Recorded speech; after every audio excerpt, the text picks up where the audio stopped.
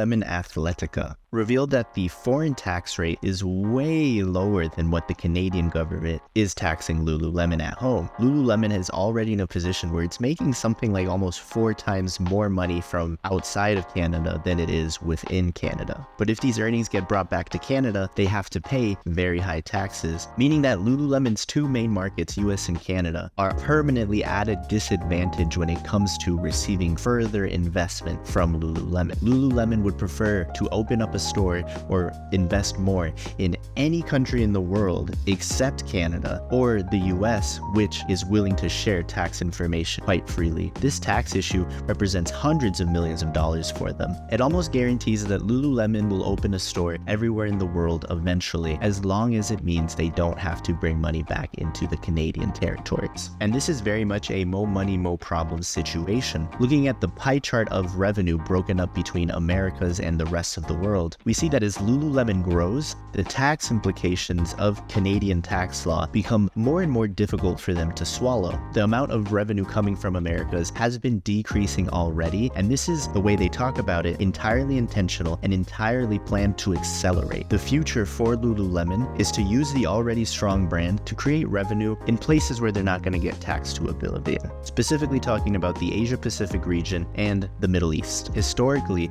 until about 2 years ago, Lululemon segments were based on selling channels, aka online versus in-store, but officially, Lululemon's strategic thinking has evolved to be made on a regional market basis from now on. This really is the end of an era, and management giving credit where credit is due, reminding investors that they have operated in the Americas, aka US and Canada, for over 25 years, with the first store ever being opened in Vancouver in 1998. But the era of opening new stores is over for this part of the world. The only plan to continue investing in this market is to just build brand awareness. Instead, in a section called China Mainland, Lululemon hopefully claiming that they believe that expanding operations, aka new stores, in China is the way to go. Lululemon expects that the majority of company-operated store openings in 2024 will be in China Mainland, in no small part due to the strategic agreements that Lululemon has already negotiated with third-party marketplaces such as Tmall and JD.com. These are powerhouses in China from what I understand, and having them on Lululemon's side certainly is giving Lululemon the confidence to become increasingly a China-focused company. Similarly, moving to a section called Rest of the World, Lululemon explicitly says that they're going to open new retail locations, once again calling out the Middle East and Asia Pacific regions. The strategy is a little different in these markets though, as Lululemon is still figuring out whether they should have the regular stores that they've already been practicing with versus outlet shops, pop-ups, and or stores operated by third parties with licensing agreements. Specifically, this third-party store looks like it's necessary in order for Lululemon to consider opening stores in the Middle East and Israel. If you're living in this part of the world, you might recognize some of the Lululemon's additional international partners such as Zalando, Lazada, and SSG. Looking at the exact numbers, here are all the different countries in which Lululemon already has stores, and these numbers represent the number of stores that are already open for the last 2 years. As you can see, this final year led the Americas, the US and Canada,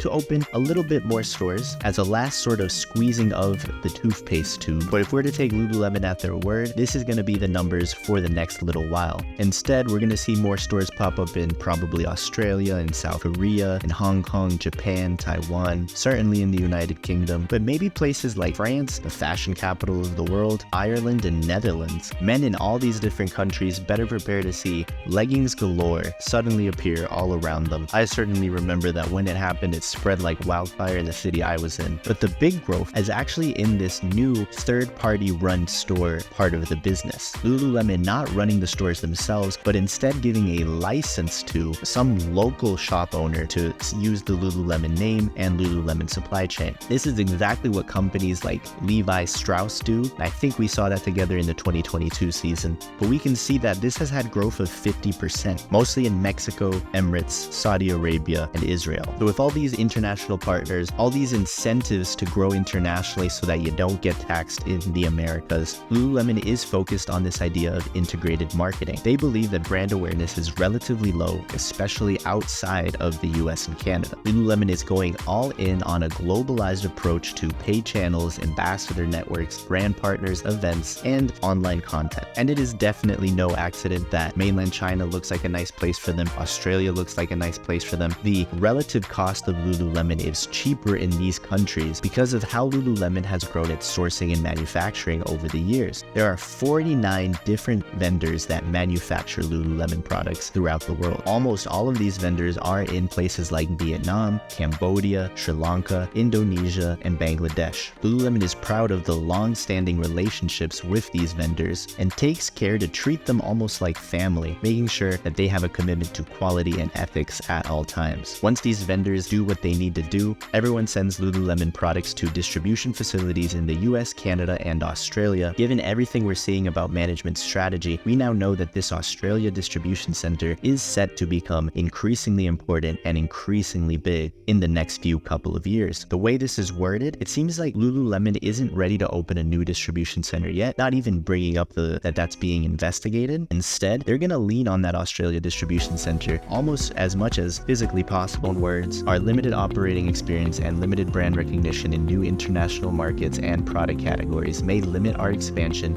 and cause our business and growth to suffer. Lululemon is fully focused on this new international era for its business, but there are no guarantees, especially not in an industry like retail. Here are the earnings per share for the last 3 years. Lululemon is a success story that started in Vancouver, Canada, and has grown and grown and grown, really carving out a good reputation for itself in the Americas. With all this success has come the realization that Canadian taxes really are quite high, aren't they? Saudi Arabia, Israel, all over the Middle East, all over Asia Pacific, stretching its Australian distribution center to its limit in order to turn its idea about international expansion into a concrete plan after collecting all this data about where their stores may or may not do better in the long term. And so an exciting time if you're a fan of Lululemon in pretty much any country around the world. Chances are you're going to see at least one Lululemon store pop up in your country. But for now, you're just an experiment. Lululemon dipping its toe in, charting out a very exciting globalized future for itself. So let's get ready to see what the Sage Seeds artificial intelligence ranking for this is. Remembering that a ranking closer to the first percentile is the best. I love a good growth story. I'm looking for some sort of middling ranking from this. But what do you think?